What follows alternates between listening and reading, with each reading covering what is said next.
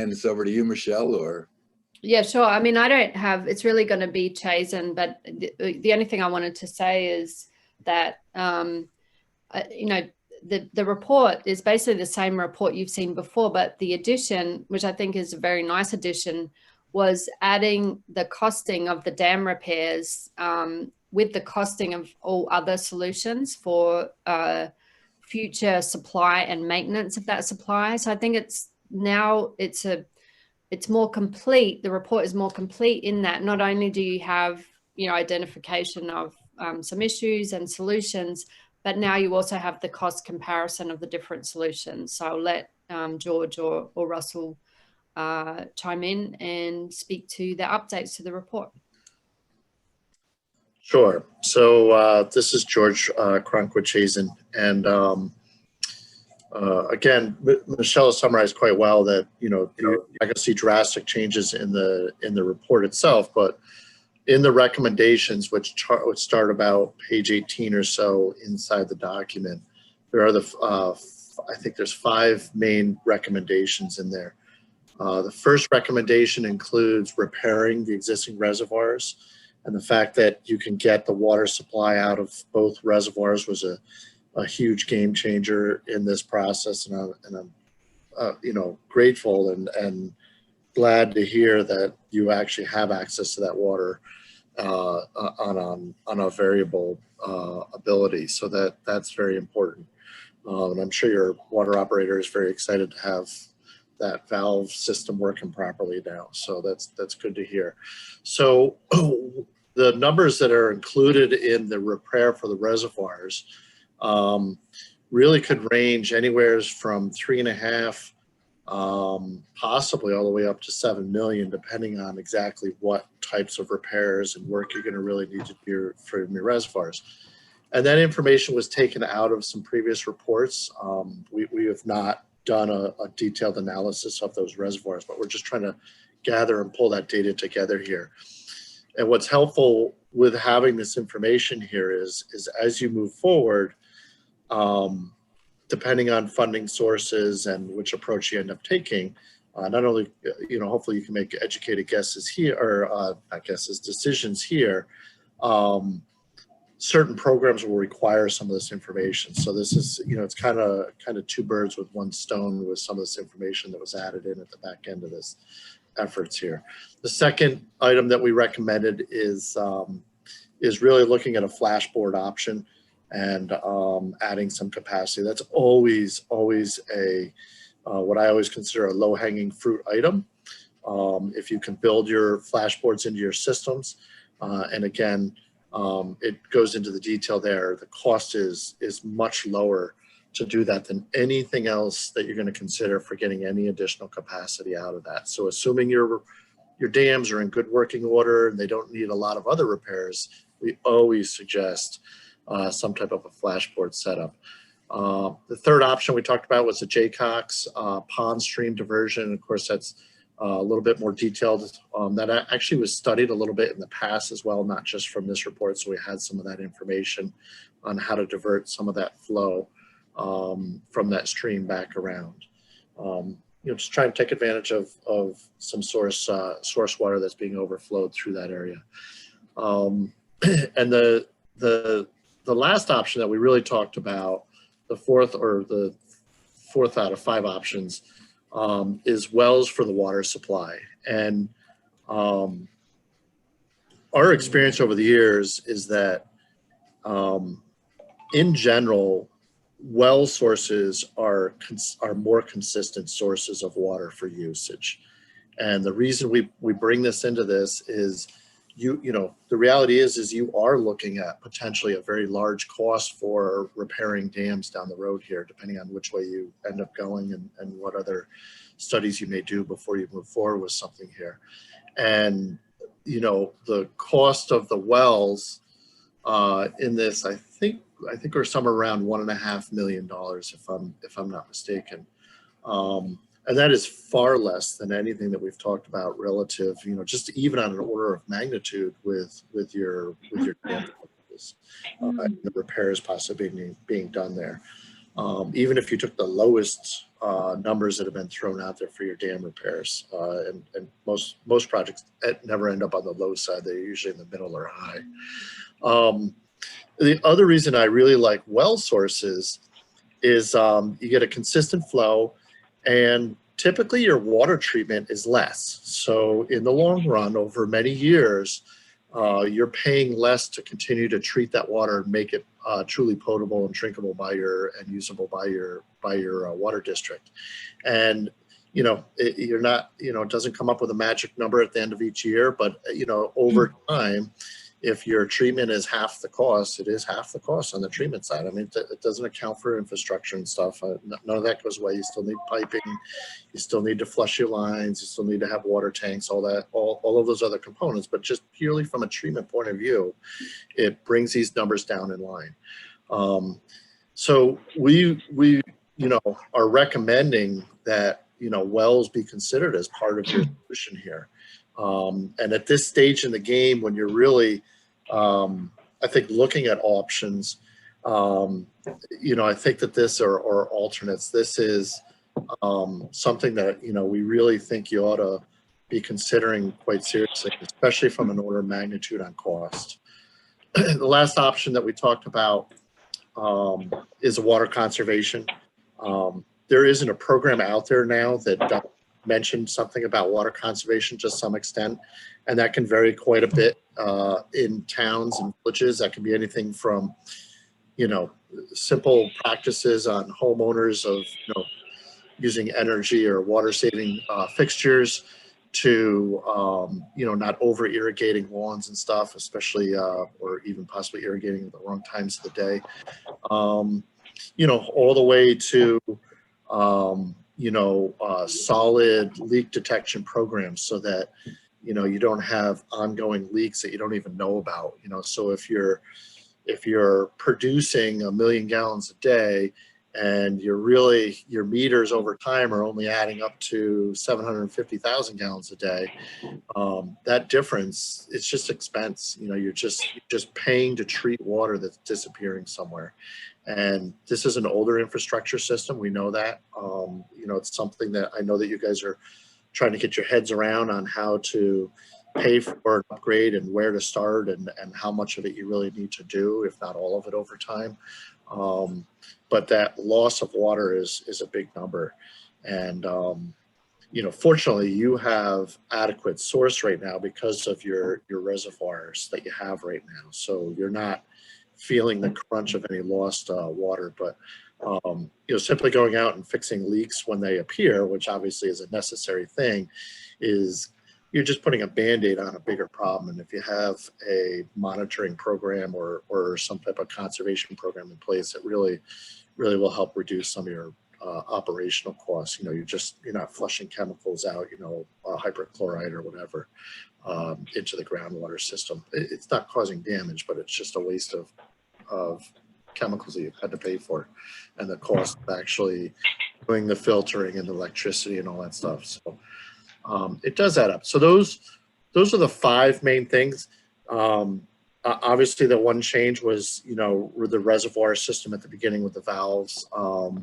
Getting a much better understanding of those being functional at this point has made that difference. But we really urge you to consider looking into possible groundwater supplies. And my approach is, I really don't think of water districts or sewer districts all the time as having to be bound by municipal boundaries, whether you're a village or a town or whatever. And you already are supporting, more than just the village itself. So that's a good thing. And I think as you look at, the wells as a solution here, is really to think of it as a regional solution for your district, and possibly a way to expand your district to help encompass some of that other users, especially up on Route 9. And I think from a master planning point of view, it makes sense in this area. You've got your Route 9 corridor. It's intended to have your more commercial, light industrial type usages. And as you filter your way down into the village, it's meant more as a residential with some commercial, but not a heavy, commercial industrial presence there. And I think if you can get that water up to that Route 9, it works very nicely into the way the zoning is really set up for that area. And again, I know it's multiple municipalities, and we've had trouble, not trouble, but it's just been hard to schedule something directly with the town, just because they're on a little bit of a different program right now, and with the COVID and all that stuff. And I think that this is a conversation that we just really strongly suggest you guys have and explore further with the town as well. And I've got to give you the 30-second sales pitch, and that is, Chazen would love to help you with that, and we're certainly qualified to do that. We've done many water districts and looked into feasibility studies, looked at grant options, all that stuff. So, you don't have to do this simply by the board itself. You can rely on a set of services from us as well if you're interested in something like that. So that's the overview of what was added and modified in this, and I think the order of magnitudes of these costs is I think hopefully helpful to the folks here. George, I was surprised that the Clove Brook, or whatever it's called, was not in this report. Was there a reason why it was deleted? The Clove Creek area and the primary aquifer in the town that, loosely speaking, follows it is certainly an area that we would recommend exploring if dialogue with the town is fruitful. We didn't want to spend too much time putting X's on maps ahead of discussion with the town. Okay. One cost that wasn't brought up was the cost. If we did go with wells, taking the reservoir offline, the costs for that, wouldn't they be significant? If we abandoned the upper dam and went with wells, I think we talked about installing wells in that area and how it would be much easier, but then we'd have to take the dam offline. Do you have any idea what that? It's in the report. It's there. We've got a line indicating that decommissioning the upper reservoir, repairing it might run $5 to $7 million, and decommissioning it might run $500,000. Okay.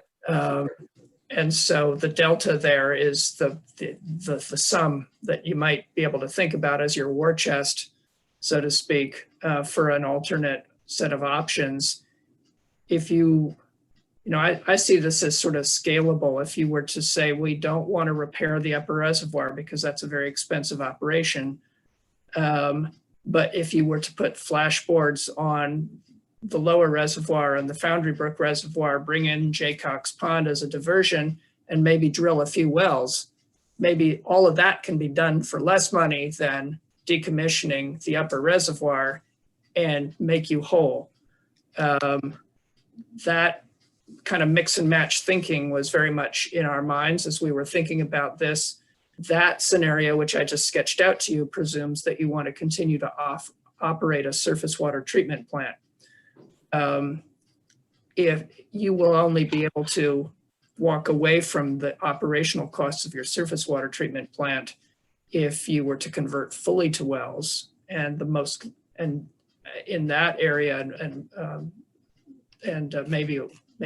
I can say a few more things about that. If you were to shoot for a source of groundwater, the local sources that are kind of in the village proper or adjacent to the village are most likely all going to be bedrock wells, because there isn't an ample body of sand and gravel within close proximity to the village or close proximity to your existing reservoirs. So any wells drilled in those locations, and we talked about this last time, there's nothing that prevents you from drilling a well right in the bottom of the upper reservoir once you've drained it. It's a nice piece of land, you own it. It's a linear feature. That's why the reservoir was built there. There are likely fractures underneath it. But they would all need to be, those would likely all be bedrock wells. They might have yields between 15 and 40 or 15 and 50 gallons a minute. So you need a bunch of them.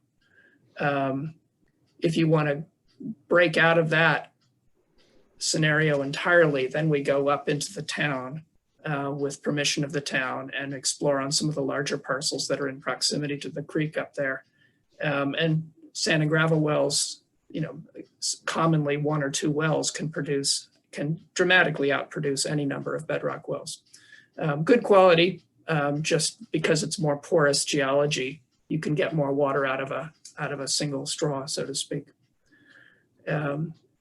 Only and until you got enough volume to completely satisfy your demand with groundwater could you retire the full surface water treatment plant that you've already paid for and that you're working with.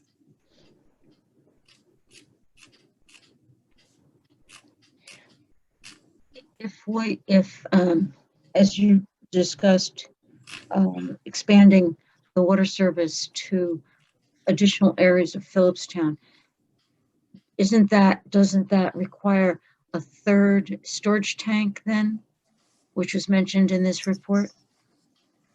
So if you were to do any significant expansion, you would be looking at adding a storage tank. But again, you're trying to bring additional users in on the project or the district itself. So, you know, there's going to be a trade-off there. You know, you don't necessarily want to have to go out and just purchase a 1 million gallon storage tank without adding any users to your system. Yeah, obviously. Yeah. And in fact, adding that storage would be in response to bringing in more users. So in a sense, they're linked. You know, you will need more storage if you add more users. If you have the same number of users and just work to meet your existing needs with a different mix of sources, maybe the lower 2 reservoirs and some wells and some flashboards and Jaycocks, then you don't have to change your storage. What would you recommend be the next steps for the village? I would think that looking for grants to hire a firm to assist us in doing that would be the next logical step. Or am I out of sequence here? No, so that is one of the next logical steps. There's really 2 steps that should be taken. They can be done a little bit simultaneously, although the timing of these will end up having them happen independent of each other. So the first step is having a really solid conversation with the town and understanding if they want to be part of this process and if they're interested in having a potential water district expansion. And again, this is in the planning stages here. You know, nobody's committing anything significant and promising anything, because until you've gone down the road a little ways here, you don't know what you're going to have. So, you know, we have to do enough of a feasibility analysis, and that's the engineering and the hydrology side of this, where really one of the first steps is, outside of having the conversation with the town, is applying to most likely the DEC or the EFC funding process to look for a planning grant. And they often issue planning grants around $25,000. We might be able to get that a little bit higher. You know, Chazen does a lot of these applications. And, you know, we're very successful at getting them, because the idea is to look at this specifically at looking at the expansion of the district. And that's what the EFC will be interested in. They're interested in funding projects that are going to grow a district. If at the end of the day it doesn't make sense, it doesn't make sense. But, you know, the purpose of that project and the application will talk about how to expand that district. So, you know, again, you're going to want to have the town to have some support in this, at least to investigate it. Nothing more than that. You know, it's just, you know, you have to know, is there really even a viable project here? You know, we've provided some sets of numbers here, order of magnitudes. If it's viable, all the parties are on board, the properties can be found. It's a significant savings in the long run. you know, however, if all those pieces don't come together, you already have a solution in hand, which is go make repairs to your dams, and you can continue to use that. But I think that there, you know, and this would be a good option to consider. So from a grant perspective, they are closing the grant window in about a week for engineering planning grants right now. In fact, they might have closed today. I don't remember. It's sometime in early February. Some reason I was thinking the 2nd or the 12th, and I don't know if that's exactly right. The 2020 year, obviously, an anomaly with their normal schedule for doing grants. Normally their grants, you make application in the May, June, July timeframe, and you hear about it in November. So in my opinion, you have some time to have a discussion with the town, think about it a little bit, and if everybody agrees to it, get the steps in order so that in the May, June, July time period, you're applying for that grant to go. And again, it's just to do the study. It's not, you're not drilling wells yet. You're not confirming every little detail of the project, but it gets you, you know, it gets you to the next milestone on the project, which is we have a potential project. We have parties that are interested in finding out if this really can happen. And then once you have the planning grant in place, then it would be, you know, looking at some well sources and really, you know, coming to, you know, some test, you know, Russell can speak much better to this part of this. He's a hydrologist, but, you know, finding those sources and confirming that you have some real water flow. What if we're not interested in expanding the district? What kind of grants might be available? So what you're left with, and in 2020, they didn't offer them, is they offered a set of grants for water quality improvement. They didn't offer them last year. Again, I'm hoping that they come back in 2021 when the state, you know, can you know, hopefully balance their books a little bit better. And COVID is hopefully in the rearview mirror. So that's one of the grant sources. I think it has about a 25% match rate on it if you get approved for it. So, you know, they cover 25%, you cover 75%, and that's a general rule of thumb with those. There is no funding, period, for repairs to reservoirs. We're aware. Yeah, so that's 100%, you're pulling a bond. Yeah. And, you know, it just seems that the state is, for whatever reason, has a policy that they don't like reservoirs. And I can certainly understand some of the reasons, but I've never seen them have any real funding for any reservoir project. And you know, your municipality is caught in the same trap as others like Peekskill and stuff that we've worked with, where their source really is from reservoirs as well. So you can, if you are doing expansion work, you can get funding from EFC. And that's where they come in and they help with the cost of water lines and storage tanks and things like that. And so that's where, you know, that if you are doing some of that expansion, and it will be applied to the expansion components. They're not going to give you funds to go back and necessarily fix lines unless you need to do upgrades and make them larger to help support the expanded district. So you know, you have to be creative in presenting the project. You know, it's got to be a fundable amount that the village is satisfied with and can support and stand behind and you know, vote yes on. And we want the project to do as much as we can to help fix as much as the existing as we can, but also it has to cover that expansion.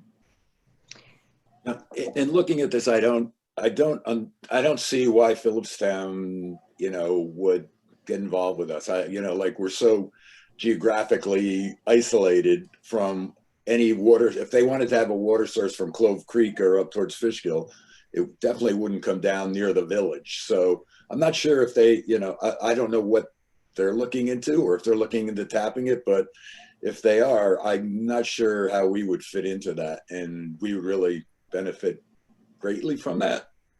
I don't know where I don't know where they would bring a water line. That would, I suspect it would come right down Fishkill Road. That's the crossroad there, the diagonal road. but that doesn't service anybody in Phillipstown that's not being serviced by the village. I mean, I don't know who they would be trying to service with a different. Yeah. that's So close to us. I sat on the Putnam County Economic Development Board for, I don't know, 2, 3, 4 years, about 2, 3, 4 years ago. And there was a consistent theme to further develop the Route 9 corridor that would continually come out of various meetings and discussions with that group of folks. And the thought process has been, you've got a state highway running straight down through here. You're in a valley, so you've got developable lands. And, why not get industries in there that can support that?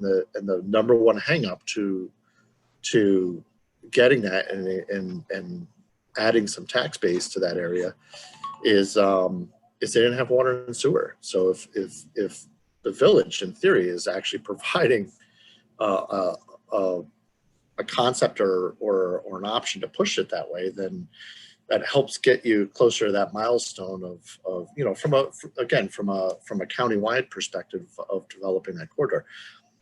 Phillipstown may say, we don't want to develop that any more than it already is, and maybe they think it's already too developed. I don't know. That's why the discussion with the town would be in play there. And anytime we're doing water districts or sewer districts, we're always looking at the cost per unit. So again, if you have a couple hundred users right now, and you can double that or triple that, it can absorb the cost of a larger system with obviously more cost of the infrastructure because you're spreading it out further. And in the long run, my experience has been is that well sources tend to be a better bet for a municipality because you get away from the surface water problems that you have. And, it's not a safety, it could be a safety issue, but it's generally not a safety issue, but it's the amount of treatment you have to do to surface waters. It just seems to always be ratcheted up every few years, and you're always having to make upgrades for something, whereas groundwater seems to be a much more consistent source, and it tends to, require less treatment. We're not pushing you to a source in the town so much as the nearest viable, meaningful volume of sand and gravel seems to be in the town. And we were aware that there's periodic discussion of a water district in the town. And we also know that the state health department and often the county health departments really prefer to have consolidated units rather than a lot of small water districts. It occurred to us that if there was any discussion in the town about a water district and it is the nearest body of sand and gravel, it was at least worth talking with to find out whether this was something to explore or not. And if it's not worth exploring, then you're right. A local project without intermunicipal cooperation or coordination may be simpler. We just thought it was irresponsible not to point out the possibility. Well, the town already has a small water district in Garrison. I'm Yes. unaware of any others, and it's nowhere near Route 9. That would. Oh, no, the Garrison Water District would not work for you. That's right. Yeah, no, I know a little bit about it. A second question on if we were to proceed to develop a grant, what would Chazen charge us to develop that grant?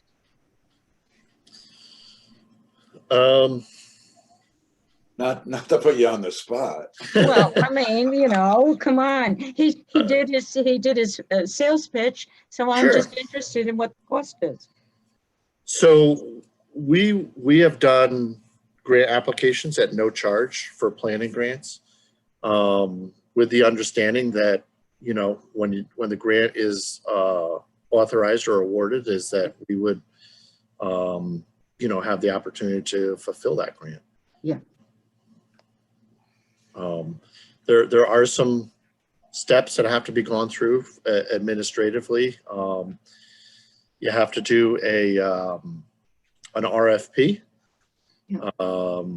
That does require, you know, and you can set the RFP up where you're going to provide, you know, preparing the grant application, and then of course there's the support of it after that. It would really be an RFQ at that point based on qualifications. You'd go out to public to solicit that. You could select any firm that you wanted, but obviously we'd love to have you select Jason. And then from there, once the project is awarded, it's typically the village has to provide on a small amount of services. It's either 10 or 20%, maybe 15%.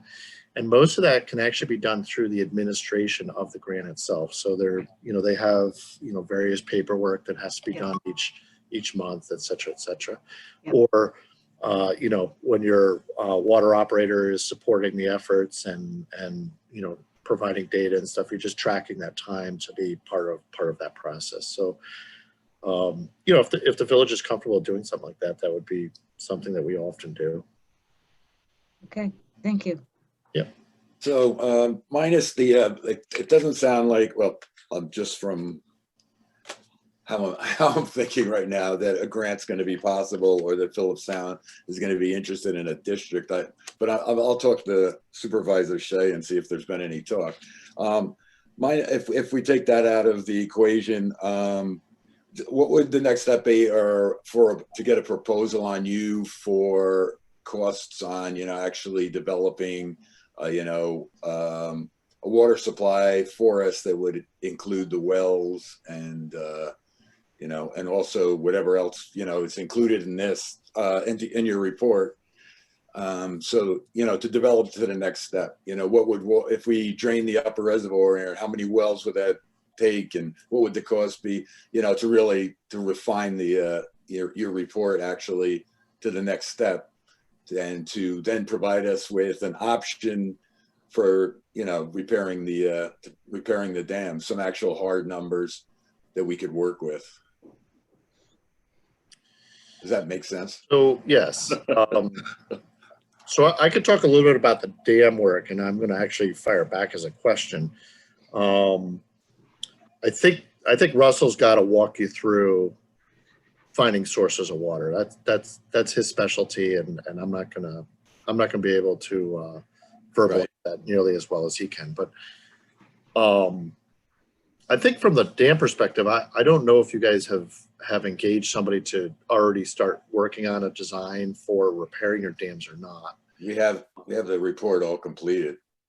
Okay. And I think that those are the reports that I reviewed. Okay.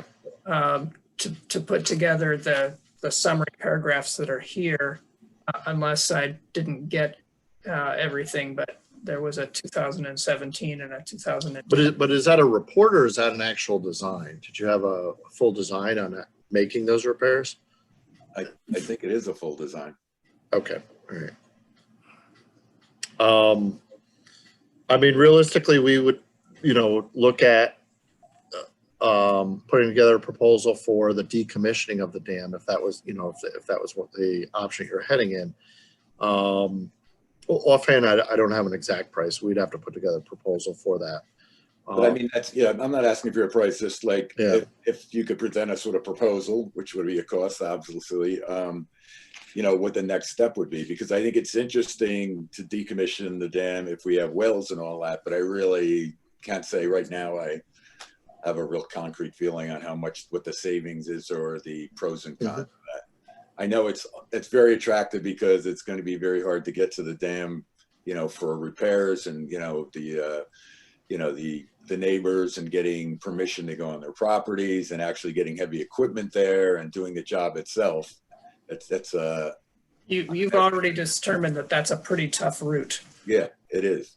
But there is a way that we could drill wells in the reservoir itself, and we can access that from the, I guess it would be the west side of the dam or west end of the property, which I think is possible or fairly easy.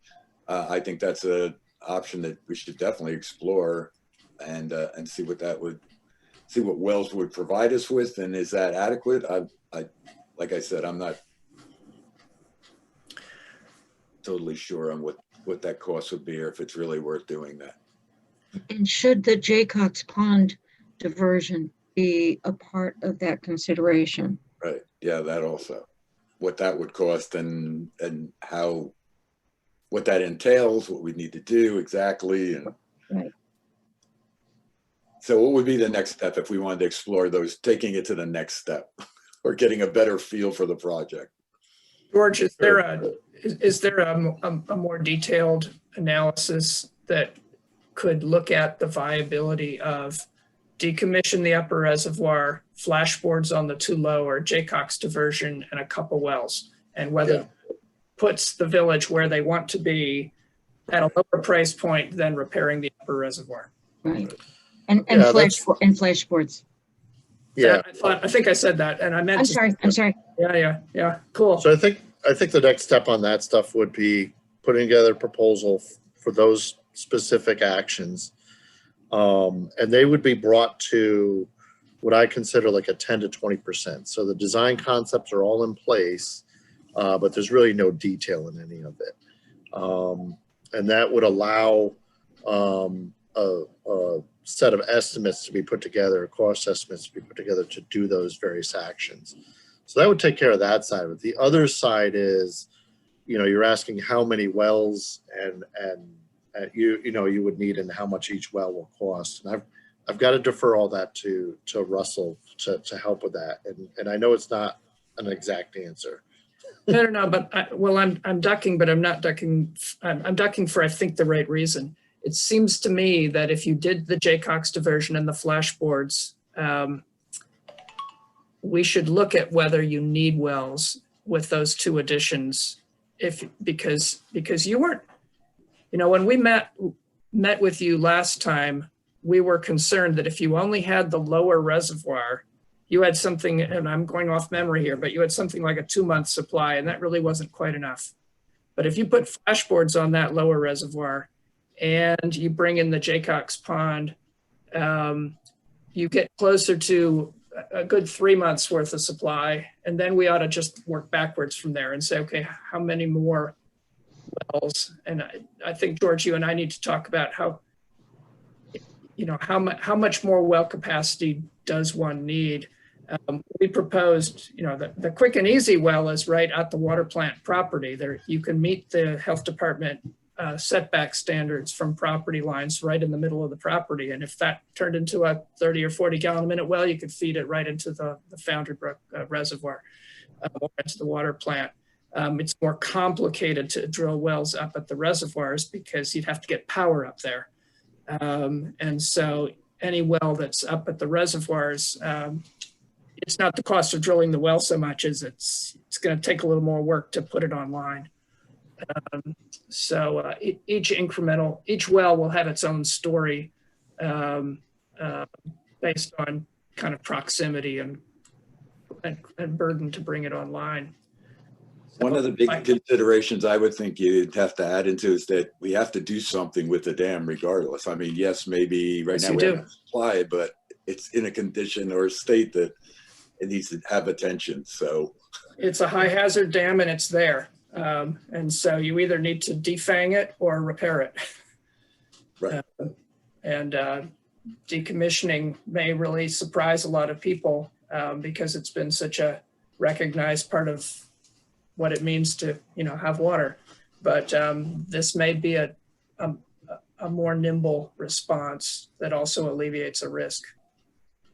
If we were to put the flashboards and bring in Jaycox, how long will we have enough water to drain the upper dam, either to repair it or to drill wells?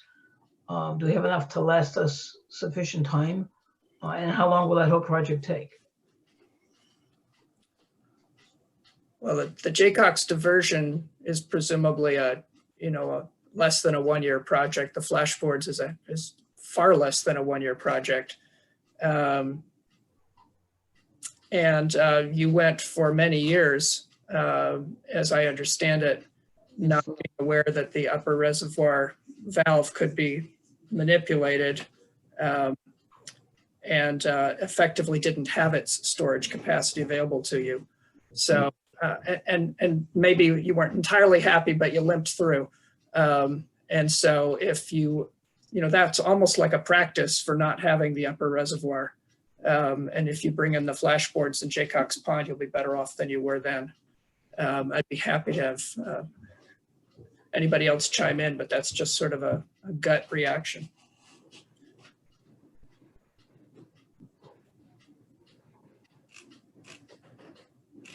Any other questions from the board? No. Or I guess we could, maybe we'll get together and talk further, or do you want direction here? Does anyone have? Well, We should say one other thing is we didn't introduce Joe Facillo, who was on the call. Joe, could you wave at people? Joe is another Basin engineer. He works out of our White Plains office, and we just wanted him to listen in as we're looking at staffing arrangements within Chazen. So he's a good municipal engineer, and he and George work closely together on many projects. So that's Joe. Hey, Joe. Hey, Joe. Hey, hi, everyone. Thanks, Russell. Yeah. the only, We're always happy to write a proposal. What we don't particularly like to do is write a proposal until you're really confident that you want to get it, because otherwise it just floats around and then, whatever strange things happen to proposals. So we'd be happy to do that. If you feel like you need to go out to an RFP, then we would rather wait until you did that. So we're at your beck and call. And I think as George pointed out, we're ready to do some advanced work when and if grants are part of it. And for a feasibility study like we just discussed this evening, we just have to write you a proposal. and I also think, just back to the Clove Creek Aquifer, I know it does seem like a long shot that Phillipstown would want, to bring in a water district, but if they ever did, I know that Richard is very well aware of this. If they ever did, the place that they would get water from would be the Clove Creek Aquifer.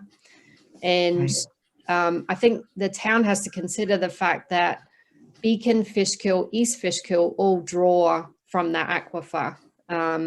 And that if Phillipstown doesn't make a move, let's say, I don't know, and maybe Russell, you have an idea, but if they don't make a move in a certain amount of time, they may never be able to access that aquifer because it's in such high demand from the highly developing towns and cities around it.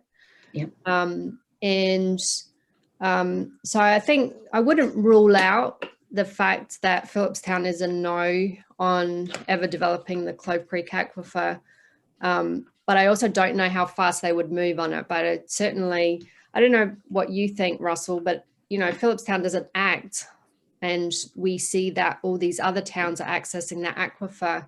Do you think their time will run out when they could possibly access that if they don't do something? Well, they could run out sooner than they might know, because within the last few years, the DEC adopted they have a new technical guidance document that stipulates requirements for preserving in-stream flow. And we saw that invoked on a recent Chazen project where we, because we knew where the gravel was and because there was a stream, we put a test well in that location, and the DEC invoked that and basically sought to significantly curtail the pumping rate of the well in order to not intercept and modify the stream flow. So there's sort of a new tool that DEC is using these days. And to your point, Michelle, I think that the longer one waits, the reserve capacity or the excess capacity in aquifers and their associated stream systems may be determined to be like tapped out. Yeah. So it's a concern. It's a valid concern. Yeah, so I think it is worth a discussion with Phillipstown just to see, you know, interest, no interest. It could be a very quick discussion, but I think it's definitely worth mentioning, as Russell said before, it would probably just make sense to ask and see if they would ever have that interest. It's really, as best I can tell, it's the village's only shot at a location where a limited number of wells could provide a lot of water. Everything else is going to be piecemeal bedrock wells in closer proximity to the village, all of which has value. You're gonna inch up towards your goals in small steps because that's what bedrock wells produce. That said, I'm reminding that we had talked about maybe looking for those kind of bedrock locations on state land that is adjacent to the village in lieu of perhaps some collaborative work with state parks for projects that they're interested in. So in terms of the discussion with Phillipstown, Dave, do you want to have that, or would you like us to, you know, ask them? I know, like I said, I know it seems like a long shot, but it's sort of Phillipstown's last chance is really the aquifer if they ever do want to have a water district. I'll contact Richard and feel it out. Yeah, okay, sounds good. Yeah. I heard you offer that before. That seems, as Michelle points out, it's probably worth at least checking the box. Because the flip side of it is you're going to be more eligible for grant money if it's an intermunicipal project. You're going to have more people across to share the costs because you will increase your user base. So there are some potential advantages, and there are all the complications that we're perhaps all imagining. Okay, I'll kind of I'll do a little go around with the board and get back to you guys, see where we want to go. But I think we'll be asking for a proposal regarding wells and whatever. Great. Well, we've enjoyed working with you these last months, so thank you very much. Thank you. Thank you for all your work. Thank you for your time, and thank you, Michelle. Thanks. Yeah, thanks to the Hudson Highland Land Trust very much. Yes, thank you, Michelle.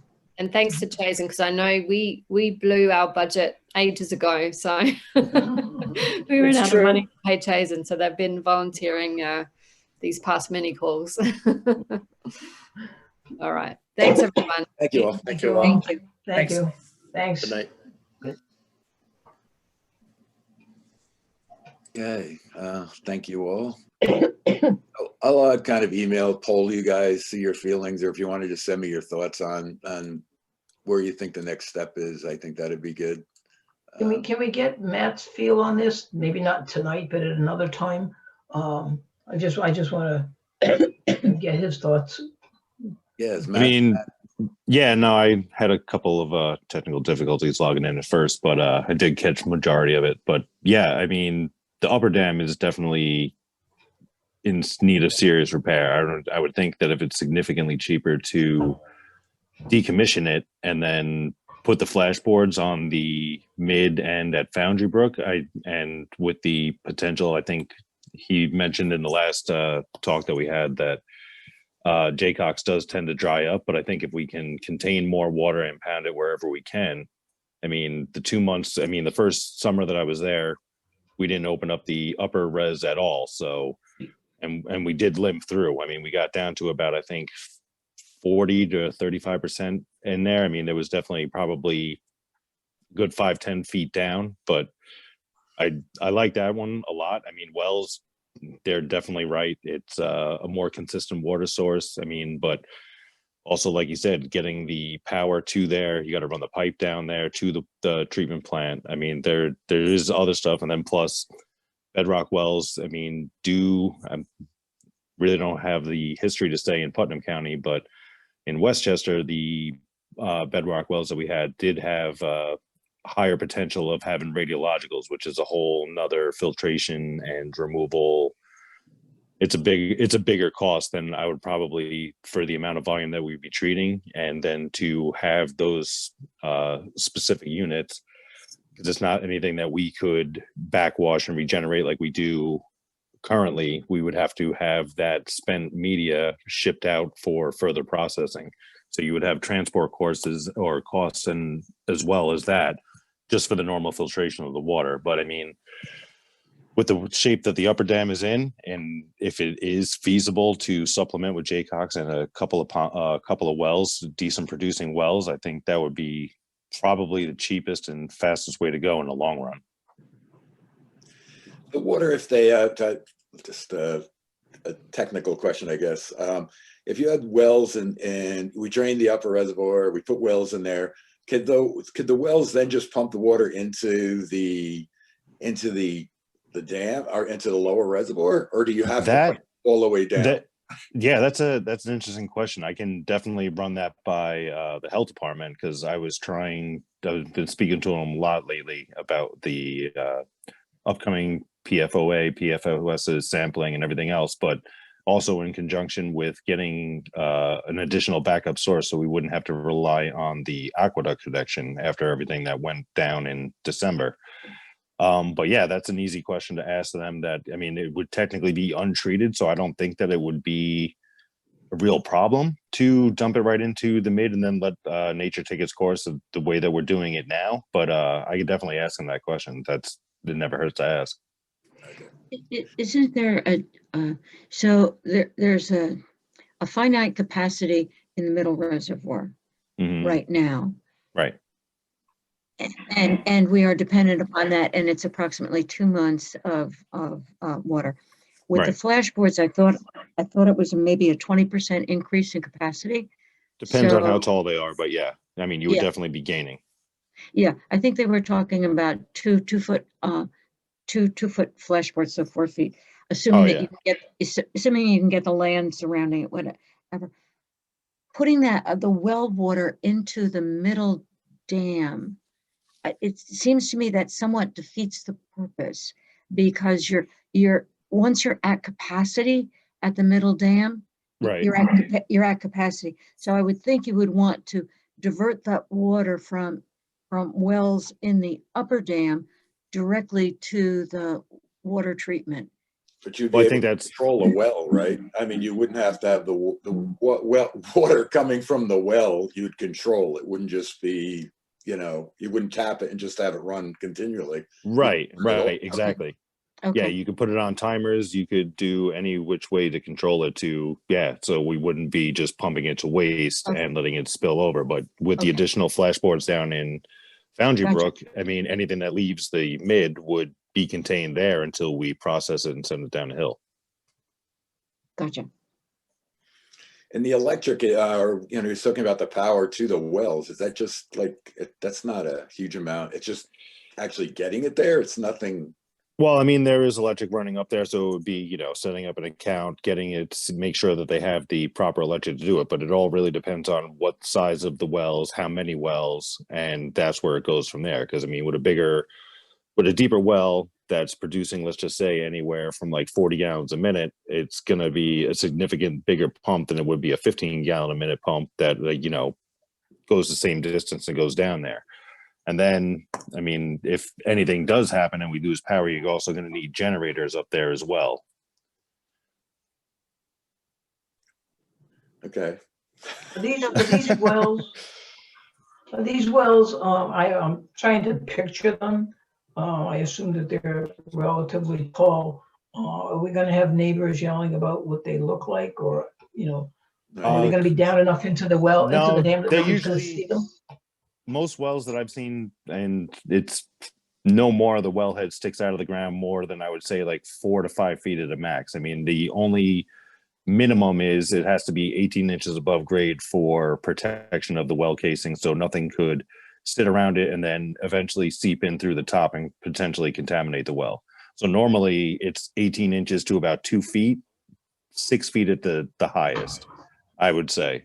But I mean, that's also depending on the piping grade. But if it goes right directly into the mid, then there would be relatively little piping going in there, and it would just spill and then go over that way. So, I mean, I don't think it would be significantly tall, but if you ever did have to work on them, depending on how deep they are and getting access to them and everything else, because chances are they're probably going to be at least 100 to 200 feet down. So you're going to need the capability of having a well puller to get it in there, access it, pull it, replace it in a timely fashion if it does ever go down, as opposed to the gravity system that we have in place. So when I think of the upper dam, I think of streams of water flowing into it to keep it at whatever capacity it currently is. Mhm. What happens to those streams if the upper dam is decommissioned?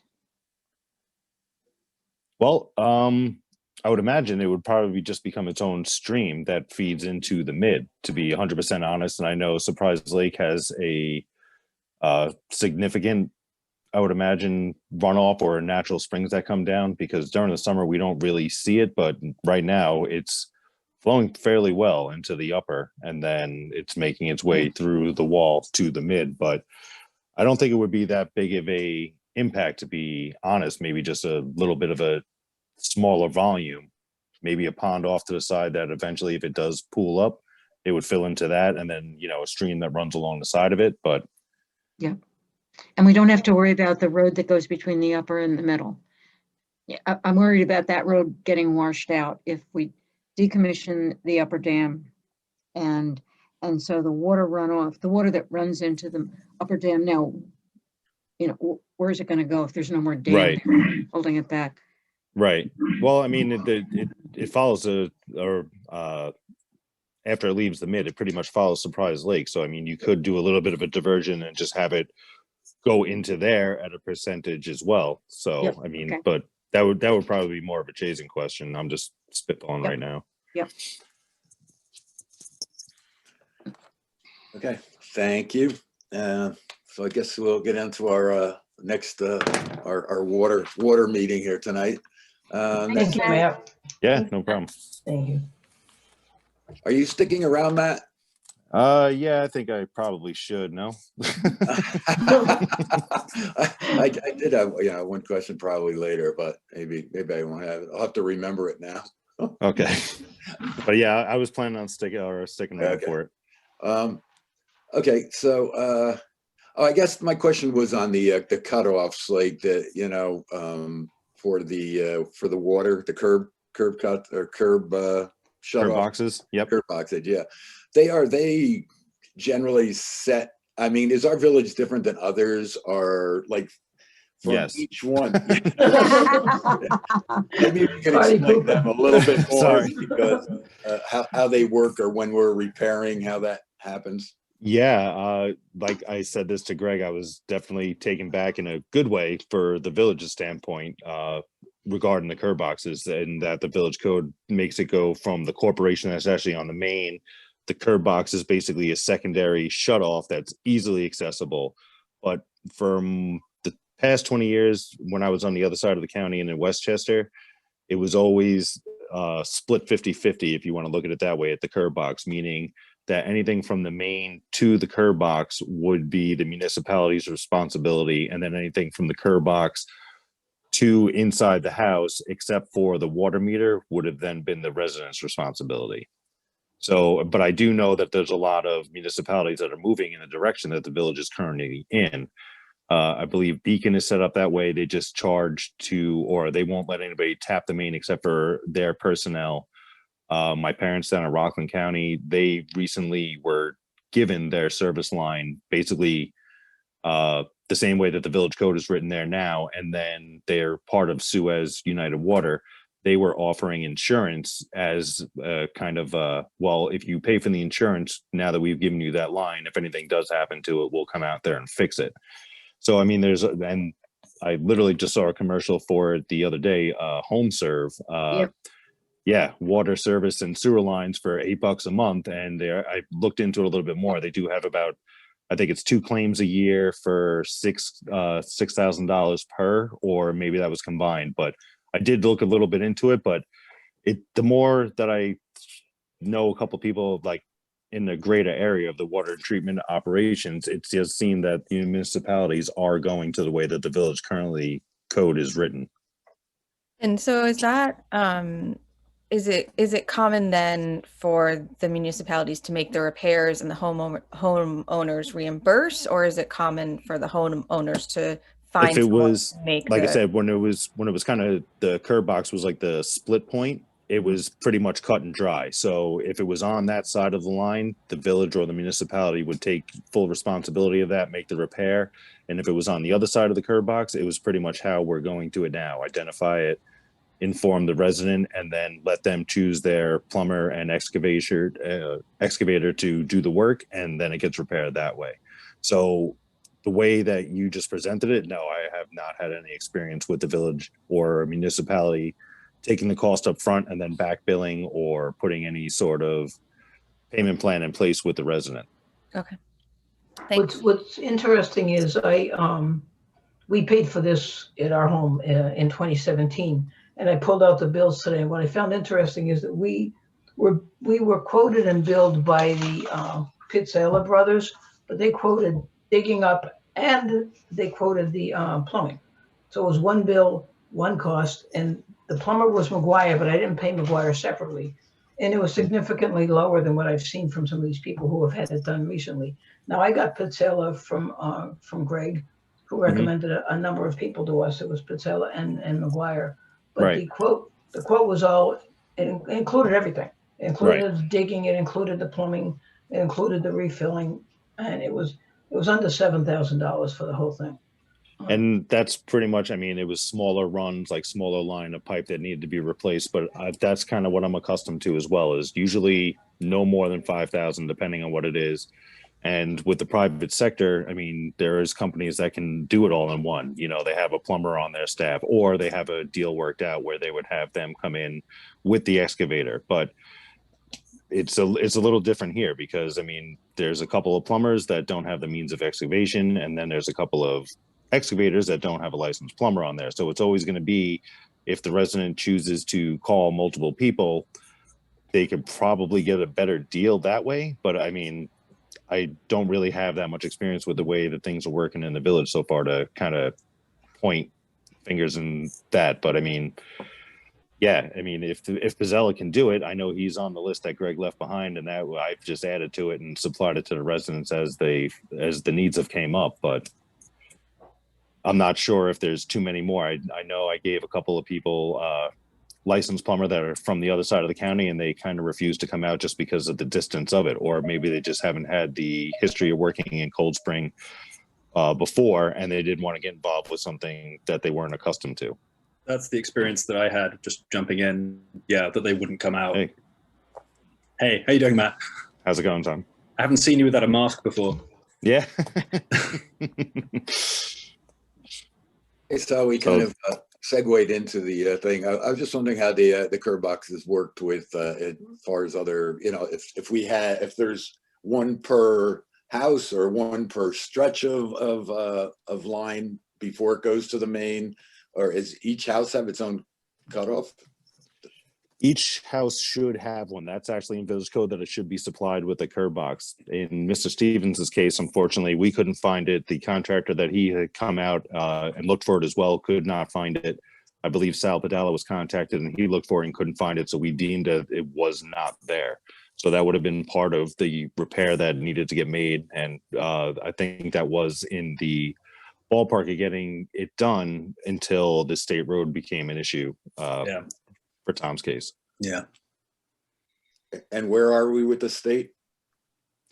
I gave the paperwork over to Fishkill Pump, who's who the contractor was that Mr. Stevens had hired to do the temporary repair that's in place. And then it pretty much just fell to the wayside with the winter months and everything else coming. I mean, currently it's not leaking, or it's not coming up above the surface, but with the condition of the line, and Fishkill recommended it as well, is that it probably, you fix this, it's going to pop down there and it's going to be closer to the center of the road. So it was recommended that it get replaced on there. But I mean, if the repairs were made and it's no longer leaking, I mean, that's kind of where we left it. Yeah, I was told that the state won't issue permits during the winter months, so we can't do anything now anyway. Right. I mean, if it was an emergency and there was water pouring over, I'm sure their tune Sure. would change, but Yeah. yeah. Are we responsible for putting a lockbox going into his home?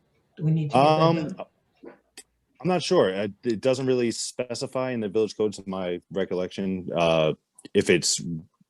if we found one isn't there, that it needs to be implemented immediately. And like I said, when we were originally working with it, it was part of Tom's agreement to have one in there because we couldn't find it or confirm that it was actually in existence. And it would just definitely be a help for him in case something Yeah. happened, like the valve inside the house failed. He would have another way to turn it off as opposed to digging up the road just to get to that corporation that's actually on the main supplying the water through his service line.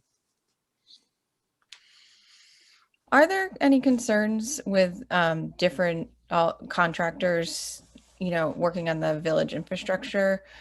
Because that's what we've heard from a lot of people, is that it's very difficult to find people. They're calling around, and then it's sort of whoever will do it is who you end up with.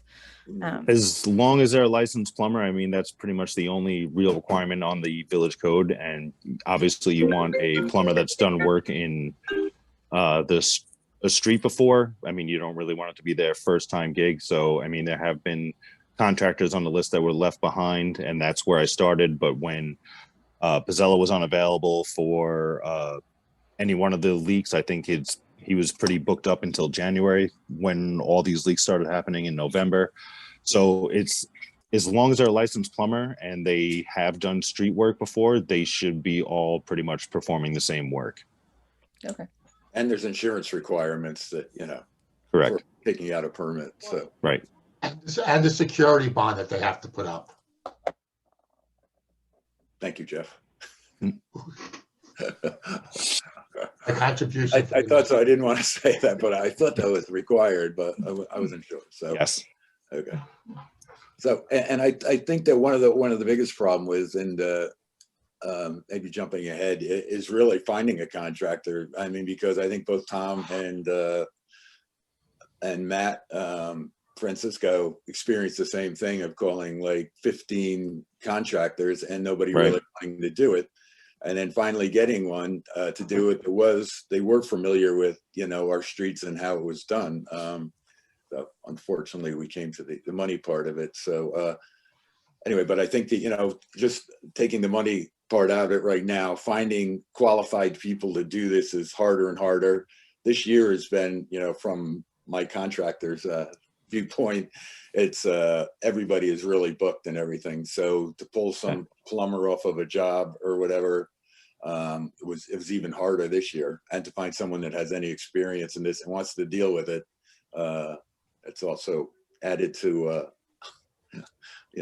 has complicated the whole issue of finding someone at a reasonable cost. So, I found, especially living on a state road, they're especially less likely to want to take the job on just dealing with a busy road, a state road. I mean, I'm on 9D, so they don't want anything to do with it. Was the problem I had.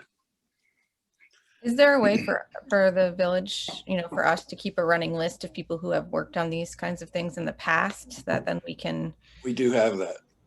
I We think, do, for but it didn't.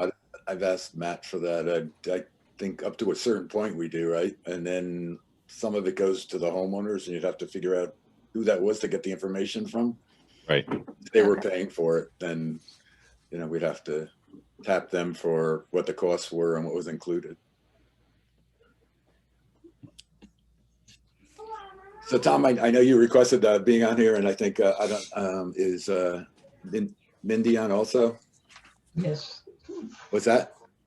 Yes, Yep. she is. Yes. Okay, I mean, if you guys, Tom, I guess you didn't introduce yourself. I guess I failed at my duties here. No, to don't worry. I ask dived you in. for your name and address, and then the floor is yours. Well, thank you. I mean, I wanted to thank you very much for having me on and taking the time to listen to my case. I mean, basically, I think the situation, which is I'm on 9D and I had this leak and, was doing my best to fix it. Matt was very, very helpful, helping me along as much as he could. But I kept coming up against roadblock after roadblock, pardon the pun, involving, contractors not being willing to take the job on, Ultimately, I was pretty surprised by the sort of the price involved after what was essentially a sort of a completely random event. And I know that other people have had similar problems in the village. And I guess I wanted to sort of bring it to your attention. I know it's written in the code the way it is, that we're responsible, but it's a pretty onerous responsibility, I think, especially, well, every case is unique, but I mean, especially in our situation, living on a state road. And I guess I just wanted to see if we could have a discussion about a way that could be maybe shared with the village, or if there's any way we could sort of, lessen the burden on the homeowner. What, can I ask you what the cost was, or I know the cost? Well, I've been quoted $20,000 Whoa. for my situation by the time they finish, and it might be more than that. And I know that other people in the village, it's $10,000 on the low end, up past $20,000, I think, for what I'm dealing with, which is just money I don't have. So that's a whole separate issue. So I just think the average Cold Spring homeowner, I'd be surprised if they knew that they were on the hook for something like that. And I'm sure I assume they wouldn't have the funds readily available to deal with that. And with the infrastructure aging out the way it is, I think this is a problem that's going to keep coming up. And I think it would behoove us to get ahead of it and to have a plan in place, really, for when this happens.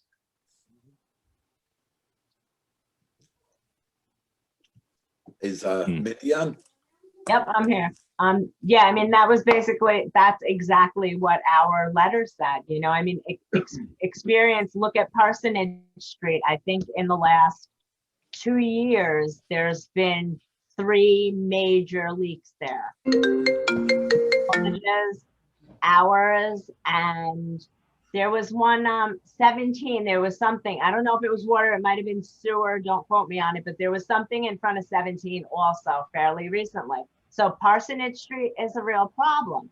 And, if that's failing consistently, then that's something to really look at. And as everybody knows, like Tom said, the costs are all over the place. Judy had one thing, Judy Voltage had one thing, we had another thing, Matt Francisco had a whole nother thing. We don't know what Fran had in 2017, but there's got to be some standard that they're set and that they're held to. We're set, there's a standard set that if we don't pay, it's fine, they'll get paid, and it goes on our taxes. That's the standard. But for these contractors, it's whatever they want. And they say, oh, we're doing you a favor because we know you. Okay. I mean, it's like, we're doing you a favor coming. Yeah, it's difficult at best. So yes, we agree. There should be a plan in place. That's what we were getting at also. Okay, I'm kind of, well, I was a little shocked about Tom's cost for one thing. And I know yours guys are high. I'm not saying it isn't. I know just to be popped with that kind of a bill is, it's not something anybody wants to pay. I think my now wife had to do the same and pay for that. But I do think there should be, I don't know if I'm glad also that you guys brought this up, and it's, it's on the table now, so we can discuss it or see where we can go with it. I think, if we can find a plumber and an excavator that we can, contract just to do this and have a price, if they can do that or willing to do that, I think that's one step we can do. At least maybe we can get at least a set price so people know what it is. There's also, I know that, you can do with the code as written, it says to install copper pipe. And I know that, it might be, if you did plastic pipe, which is one of the contractors came and said this PEX, which I'm sure Matt Krug might know about, that I think is a cheaper way to do it and maybe an easier way to do it. I don't know if that would help to reduce costs. There's all sorts of ways you could brainstorm, I guess. I think the biggest part of the cost probably excavating and then having to fill it and then have to patch the macadam and control traffic. Depends on really what happens there. That could be significant. Yeah, I think PEX would reduce your materials cost because of the copper, and it would substantially raise your excavation costs because you can't pull it. Right. So I think you trade one for the other, but Yeah, each material definitely has their pros and cons towards. I mean, copper has been around for a long time. I mean, but it does have the leaching for. I mean, that's why we test for lead and copper every so often. I think it's every 3 years.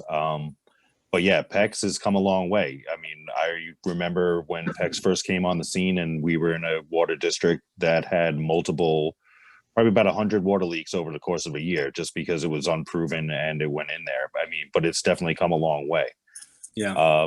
But I mean, there's also just regular PVC, DR900, which is what Phillipstown used to do their new tie-in connection. I mean, I think Cedar was replaced with an 8-inch PVC, I think back in 17, if I'm not mistaken, and they just tied into it that way.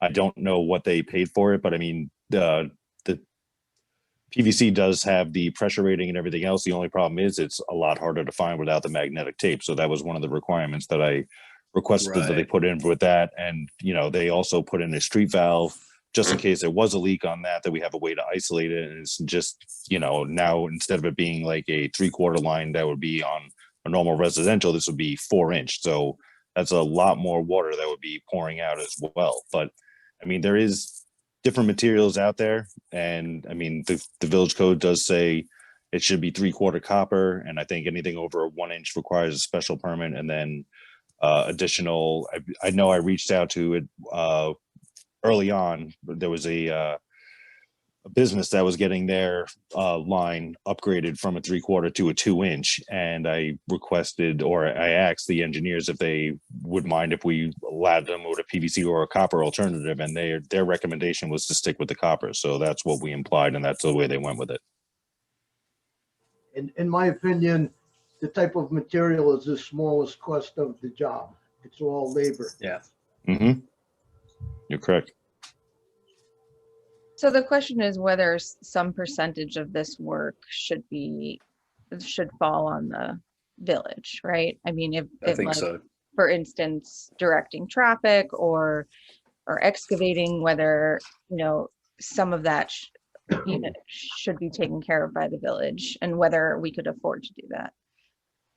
Well, some idea that the homeowner knows that this could be a problem and approximately what it's going to cost, or that they know they should have insurance because this will cost $10,000 on the minimum side. It was just hey, your water's leaking. What are you going to do about it? And we don't know. We were fortunate to get an excavator and a plumber. It wasn't even us, it was our tenants. So it wasn't like, okay, just shut it off and give us a couple days to figure it out. We can shower, you know, somewhere else or get a hotel. It's our tenants who live there. So we were like panicked. We can't leave them without water. I mean, one of the problems I found is that a lot of home insurance companies won't even cover it past your property line. So homeowners can't even protect themselves, even if they wanted to, from what again is a completely random event. There's nothing that I was doing with my water that caused the pipe to burst. It just happened because it aged out. And this will keep happening in this old village where we live. And very often you're trying to tap into a main that is over 100 years old. So what is the liability that the homeowner has if something goes wrong at that point? Is there a liability if something goes wrong with your neighbor? You know, there has to be a line in the sand for this is the homeowner's responsibility, this is the village responsibility, and these are the costs. And it has to be very clear, I think. I think well, to me, in my reading, is that is very clear right now. I mean, it might not be acceptable to people, but it's pretty clear that from your house to the main is yours. So if something happens to the main, or something from the main, you know, causes other people in the neighborhood to have a problem, that's, you know, that wouldn't be your responsibility. Right. So I think that is really clear. I mean, I think it's that's true. Yes, it is. I guess maybe costs, if there could be some sort of sense of what costs would be. And if, you know, if, like you said, if the village had a team on hand that who could just do all the jobs in the village, or, you know, rather than have the homeowner, because I wasted weeks just calling people, playing phone tennis with people who never called back. And I'm a homeowner. I didn't really know what I was talking about, you know, whereas if you had a team on hand who could just address it quickly, because of course, meanwhile, you're losing water. There's water leaking, which is not good. Right. Matt, you did some research on insurance, right, Matt, Francisco? Yeah, yeah. So some of the large carriers will write it. It's interesting, actually. State Farm sells what's called a service line endorsement, which will cover both anything underground, power and water. It's interesting that but the coverage is, for $10,000 in coverage, it's about $60 a year through State Farm. Most of the people that I spoke to, my neighbors, when we were going to go in to do ours, I said, get yours insured today, as soon as you can. I said, because when you disturb it, you may be the next one, So they all looked into it. Not a single one of them, I don't think, was able to find that, to find their carrier. Their carrier didn't cover it. State Farm did, but what State Farm does is, if the service line is greater than 50 years old, the coverage drops from $10,000 to $2,500. Right. So based on your deductible, you don't really have a whole lot of coverage. So for me, they're separate problems, right? I think, like, to Dave's point, to the mayor's point, that the code is clear. The code says you own from the main all the way into the structure. That's relatively new. And I will tell you, even my broker, not just the agent that was selling me, but the broker owner at State Farm, didn't understand it. And when I finally got the endorsement, it's clear that they are required to pay whatever is your legal requirement, which means they would cover this all the way to the main. When I called the broker, I said, so clearly you guys did this because you got sued, because an insurance company is the last to pay anything. Right?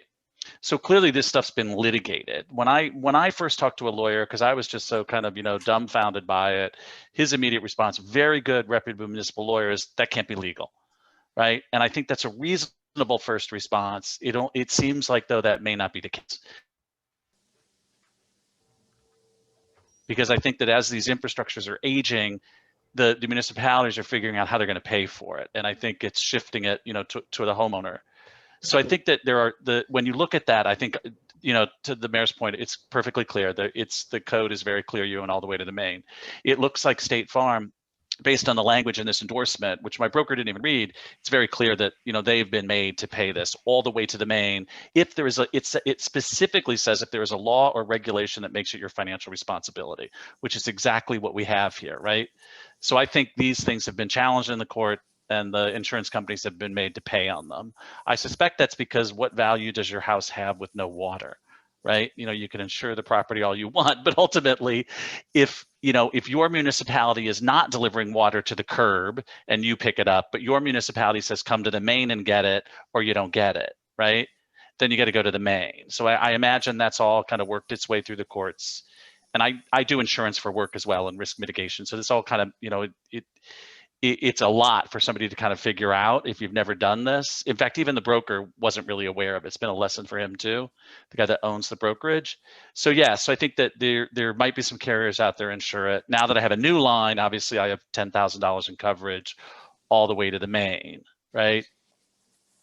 But the thing for me that is odd, especially as somebody who buys a lot of construction, is when you don't really know where the leak is. Obviously, Mindy had water pouring into her basement. She knows it's her leak, right? We've got water presenting in the road and it's not 100% clear. So then you kind of enter into this contract, a contract that, past experience would, the board kind of feels is going to be somewhere around 2,500 to 5,000, and mine's 10,000, right? All ending in perfect zeros, which is like the worst feeling for a contract, because it's like, how's this a real number? It's like 0.0000.00. You're like, okay, it's $10,000.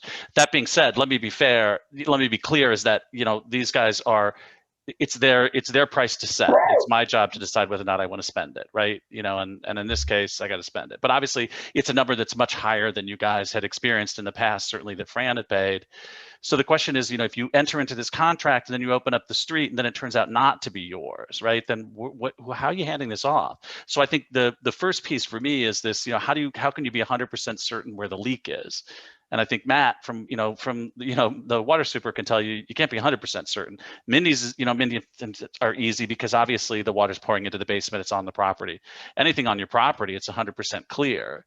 So I think that's kind of, What's that? I mean, well, I was going to say, I mean, in yours, the main was on the other side and Yeah. it was servicing in the middle. So it was kind of, you know, water doesn't really travel uphill. It's going to go downhill and everything else. But I mean, eventually that was there. In the case of Mindy's tenant, we went there and we tried to troubleshoot it. The water stopped in the basement. Then we came back the next day and it was significantly worse, which obviously so if the water is eroding everything around it, it's going to just continue to go up.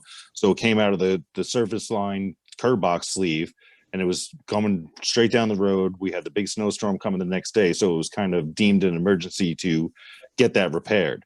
And that was the way that Right. you guys had went from there. But I mean, in you Mr. Francisco's case and in Tom Stevens' case, I mean, I did as best as I could with trying to find people and kept supplying plumbers and excavators to come in and assist you guys so that you guys weren't just getting the first cost that was thrown at you. But that's, I mean, like you said, I mean, they're a capitalistic endeavor. They're going to charge whatever they want, and you guys are going to have to seek out the own best price to get that done the way that the code is written now. Well, Yeah. in the village, they tell me what color I can paint my house. They tell me I can't change my siding, but there needs to be some kind of a regulation with the plumbing, the water system. Needs to be some kind of a board to look at this and set some fees and tell the plumber you can, you know, if $5,000 is reasonable, then it's reasonable. Then everybody pays it, not just hodgepodge over, hey, we can get this guy in, but he's going to charge you this, or this guy's going to charge you that, or it's. But each situation is a little bit different. I mean, in your case, you had a significantly shorter run than Mr. Francisco had. In Mrs. Balch's case, she didn't want a certain piece of her property disturbed because she had flowers and a tree there and everything else. So it had to get re-ran.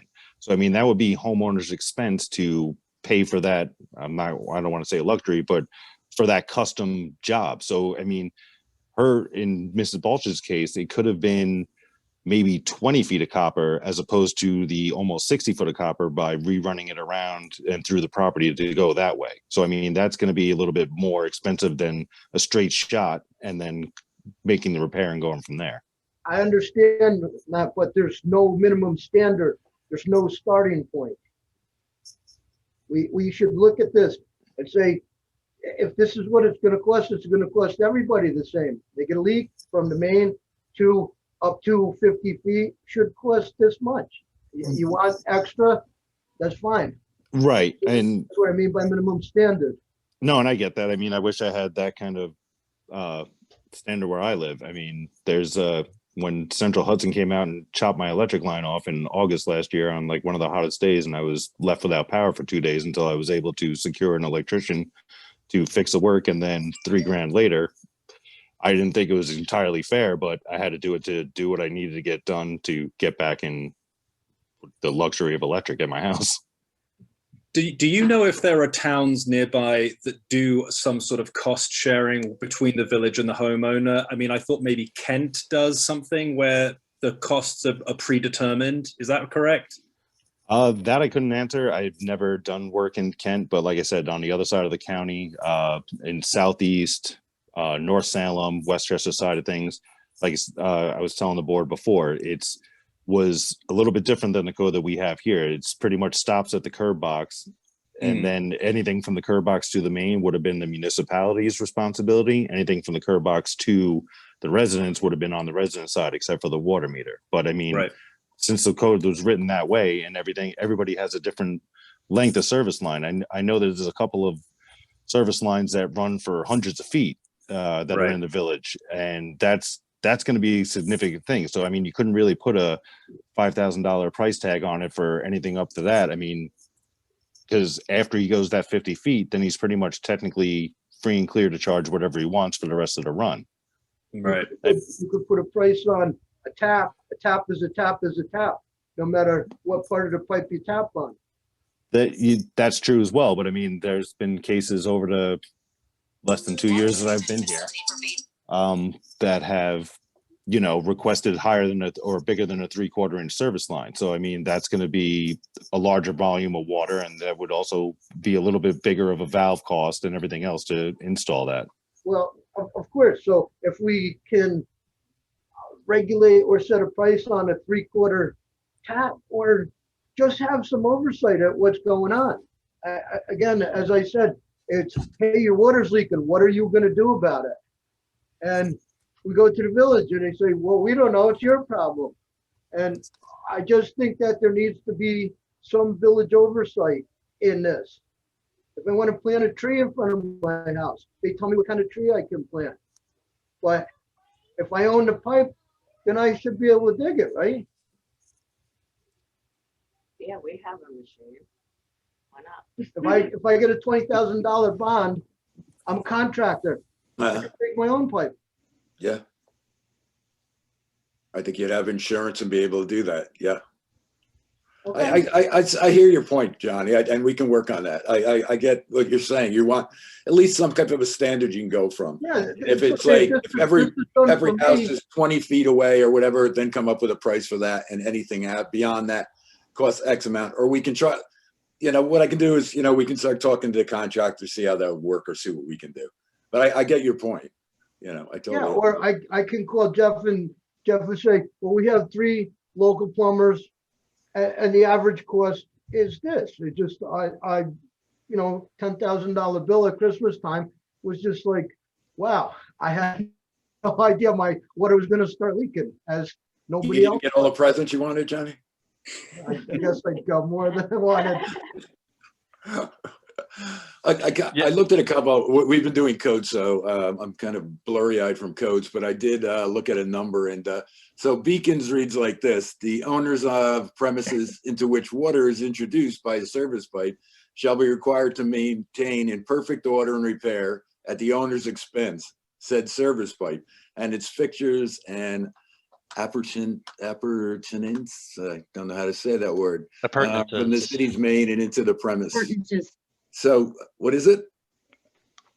Appurtenances. Appurtenances. Okay, thank you. Not only blurry-eyed, I'm blurry-tongued. So anyway, in Beacon, you have to pay for everything, and I think they select who's doing the work. In Carmel, cost of installation for a service line from the main to the curb box, and that includes tapping the main, shall be $350 for 3/4 inch taps, including copper tubing, fittings, Wow. curb box, and tapping main. This charge does not include, you have to read the fine print here, excavating, backfilling, and patching, the cost of which, if required, will be added to said $350. So those are just two, and a lot of the codes don't have it. There were some that were to the curb box and they didn't mention anything else that, so I would assume from curb box to the main was the municipalities. And some didn't refer to it at all, or I couldn't find it. So I don't know how everyone's dealing with it. You can correct me if I'm wrong, but I believe Beacon does the excavating with their city equipment, and they have someone that does the tap that works for the city. No, I actually called Beacon and spoke to the water superintendent to ask exactly how it went. The homeowner does all of it. They just don't let you tap. They send somebody out to do the actual tap. But not only that, similar to our code. I'm not sure if it's clear in our code, but the homeowner owns the temporary patch for a year too, or the contractor does. That patch on the macadam has to hold for a year, or the homeowner has to maintain it. Because that's what I think. I mean, look, I think that if the village is clear on the code, which I think they are, and is going to stick with this code, because changing the code would obviously cost a lot, would cost a lot of money, obviously, to share this or look, I mean, the old way, like Matt was saying, is there's the municipal side of the service line and the residential side of the service line that's private. And they were named that because that's who paid for them. But as these infrastructures age, the municipalities are kind of figuring out, we don't really know how we're going to pay for this, so it gets shifted. I think if that's, if we accept that as fact, and I think we kind of have to, then the question is, then how do you at least control the experience for the homeowner to know, to have some sort of a predictable outcome. Some municipalities are selling insurance. I don't know if they're self-insuring. I don't know. It'd be an interesting question to ask the village attorney, but if they're just literally saying, okay, we're going to put $30 a month on your, on your water rate, or your, water and sewer bill, and then it goes into a fund to then pay for these things. Or they're going out to private insurance. I don't know. Other ones, like, like they were just talking about too, are coming up with a set fee for a standard. We're not on a grid with the standard, front yard setback or anything, but are coming up with a cost that the municipality is negotiating with contractors, and that would then kind of help to to control the cost. I want to be clear. Matt was very helpful, and he's relatively new here with respect to knowing the contractors. And I don't want to suggest for a minute that the price is wrong. I don't know that it's wrong. If this is what these guys want to make, to dig a hole, take a huge amount of risk, get into a cold, wet hole for the day and do it, then they get to set the price. I did not have the luxury of getting a bunch of different quotes, but I don't want to suggest for a minute, because I like the guys that did the work and I think they did a very good job. I don't want to suggest that that's the wrong number. I don't know that to be a fact, right? That being said, what concerns me is just, the folks that I know, and like Judy Baltich was one of them, where you got to kind of spend your life savings to get the water turned back on. And look, and that may be the reality of it, but with a lot of things in life, if we can just manage the expectations, I think, people, life gets a little bit better. Okay. Well, I agree. I think we can work on this. I don't have an answer for you tonight. Obviously, I wish you guys didn't have to pay that much. I wish nobody did. That's crazy. And I understand not having that much money, and it's probably the last place, even if you had it, that you'd want to dump it into something you cannot see at all. So, I'll work on this. I won't just drop it. I'll see what we can do with, I'll talk to contractors, see what we can do. If there's any way we can get kind of a set rate or something, I'll definitely work on the informational end of it. I think that can definitely be clear, so it's not just dumped on somebody and saying, we do have kind of a procedure, but it's really kind of lax, and a number of contractors that are on it, but you can go through those in a second, as you guys have experienced. So I'll try to deal with that too. And then also I'll talk to the board about, cost sharing or what they're feeling and stuff on that is. I think right now we're kind of stuck with what the code we have, or that's where we're at right now. So, but moving forward. That works for us now, Dave. So it's just for the next person going or moving into the village that they can call down and they have some information, where to go, what to do. Right. No, I hear you. I agree. Yeah, and it would make Matt's life a lot more pleasant too. He's got bad news to deliver, but at least there's a predictable outcome and because that's clearly what he was trying to get at. I want to be really clear there that I think everybody did the best they could with what they were dealing with. And again, I think that it's really more just kind of, managing the expectation. If that's the way, I suspect that's the way the code is staying. So, and other ways and other companies, other municipalities are going that way, because the cost of the municipality doing it is, you're going to pay it one way or the other. It's either going to be in your water sewer rate, in a slow bleed, or it's going to be, in 6 o'clock at night when the water comes back on and they want to be paid. Absolutely. Matt did a great job through the whole process. Matt, it's no slight on you. I really appreciate your help. Here. Ditto that comment. Locating the leak and everything coming right out. And thank you. Yeah, no, I wish I could have done more, but. Okay, so we'll wrap it up. I'll definitely not drop the ball on this. I'll follow up and get in touch with you guys too as we progress. And if you don't hear from me, feel free to scream at Jeff. But no, we'll follow up. And I do appreciate you guys, bringing this and coming on tonight, because a lot of things people complain about and we don't even know about. So if it's not brought to our attention, if you guys didn't bring this up, I wouldn't have thought anything about it really. So thanks for taking the time as well for hearing. Yeah. Yes, thank you for addressing us. Have a good night, guys. Good night. You too. Good night. Good night. Good night. Good night. Thanks, Matt. Thank you. Matt. Not a problem. All right, have a good night. You too. Take care. think the last thing on our agenda, which I skipped over and we'll go back to, is a request for to reduce the rate from 2 to 1. Marie, you're probably hip to this one. Yes. So the woman who bought 3 Furnace Street used to be a 2-family structure. It was sold 5 or more years ago, and then it was most recently sold. It is now a 1-family structure. Charlotte has confirmed it as a 1-family structure, and so the new owner wishes to have their water and sewer rents reduced to 1. So it sounds like everything's in order, and that if Charlotte checked on it, then I'm fine with that. Any discussion on that? Anything else? Nope. Sounds good. So I guess, I'll make a motion to reduce the, rates. Is that the correct word? The rents. What's that? The rents. Rent for water and sewer. The water rent and the sewer rent. Yes, water and sewer rent from 2 From to 2 units to 1 unit. Marie, why don't you do that? Correct. Second. Okay, is everyone clear on that, or should I? Yes. I'll have second Marie the motion. I'll make the motion. Do I have a second? I'll second it. All in favor? Second. Aye. Aye. Aye. Watch it. Okay, thank you. That's it for the agenda, That's right? it. Mhm. Okay. We only got like 13 Correct. minutes or left or whatever. So we have any public input before we sign off? I have a couple quick questions.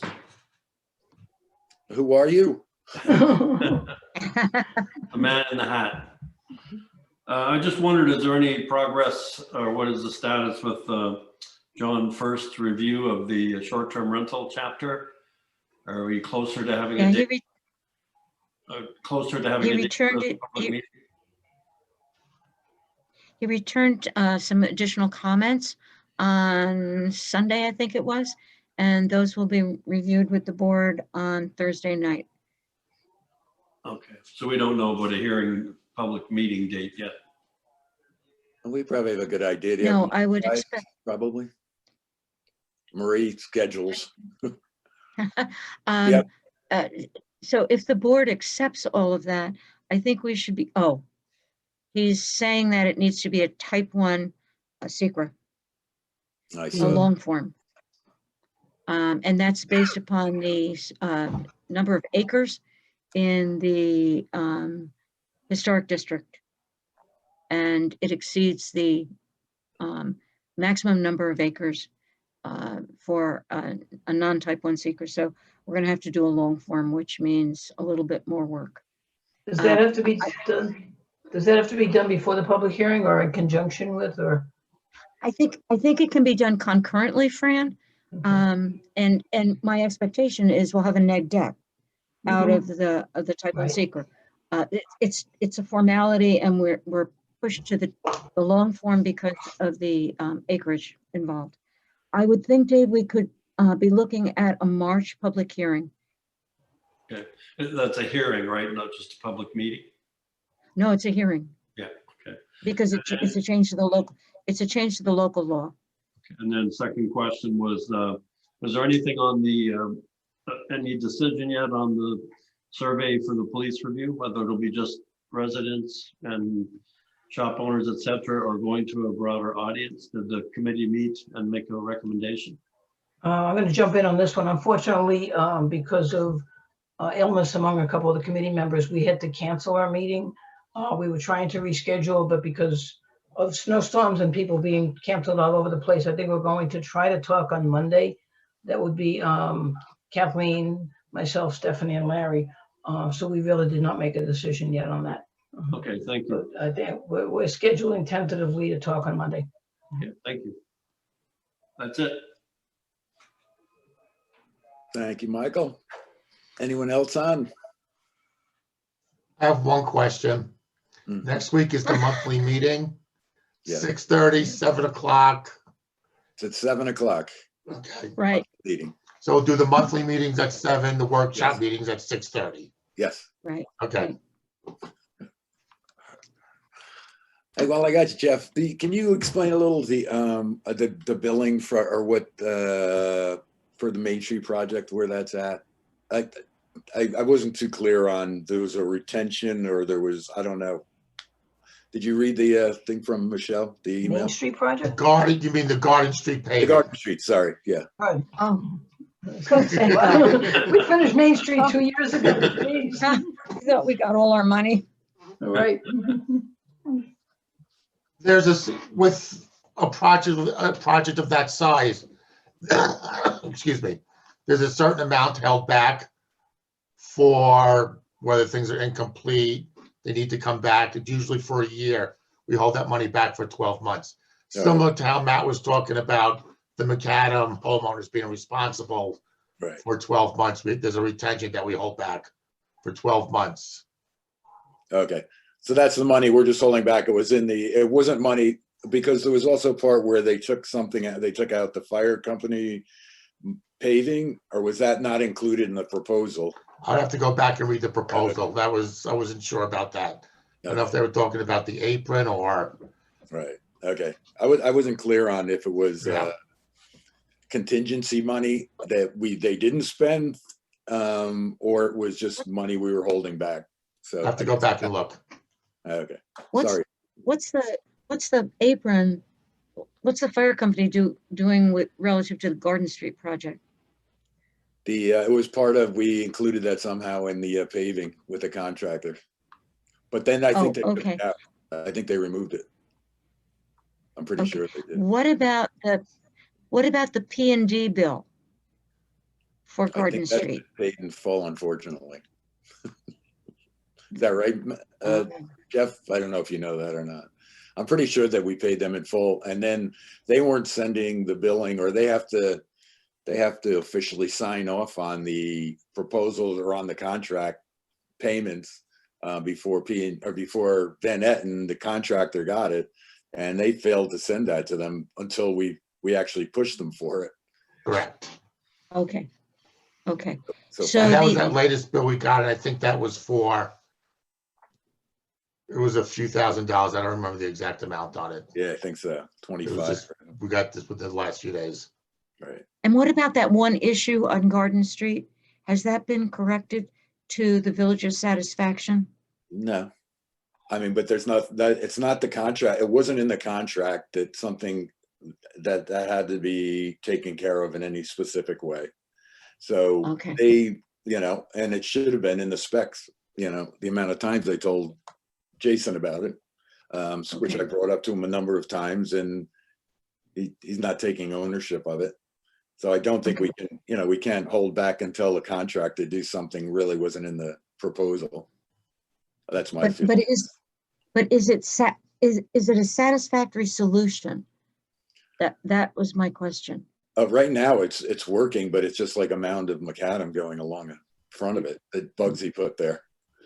I mean, it really needed to be dug down at the time, and that never happened. Or, Okay. they did it in front of Susan's house. It's kind of the same, same situation. Yeah. Yeah. But I was down there at the time when they were right there, and the liaison for P&D, or whatever you'd want to call him, was there, and so they took care of that one. On the other, they didn't, and it just meant putting a little bit of a curb. It doesn't seem like it should matter, but it really did. So, Yeah. if we owe Okay. P&D money, I would hold that back, but I don't know that we might have owe them a couple thousand. We could just not pay them. I don't know. I'd like to get it done. We'll take care of it though, but I don't think that's a contractor's problem. Not in this No. case, unfortunately. Anything else? Okay, I'll make a motion to adjourn then. Second, All in favor? Aye. aye. Thank you Good all. night, all. Good night, all. Good night. Have a good one. Take care. Thanks.